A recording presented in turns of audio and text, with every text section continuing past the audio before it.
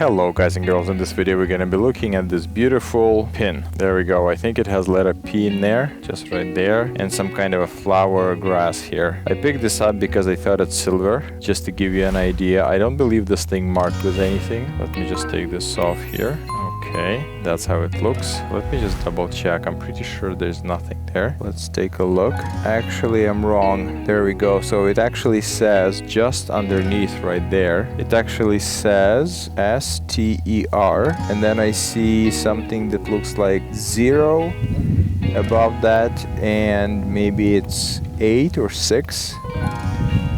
So I don't know what that means. Maybe it was 800 or 600 in there. But again, if it says STR, it must be 925. So anyway, that's what it is. Let's use our magic pliers here and make the marks, because it's too tiny to hold by fingers. So let's see if we can make our first mark here. Sorry, it's very squeaky. There we go. First mark is done. Now let's do, so this mark was the actual end of the pin. Now let's do the pin itself. We'll just do this side here and take a look. Actually, this feels kind of soft and not squeaky at all. That's beautiful. We're getting nice consistent color, and that does look like silver to me right there. That's the side of the pin.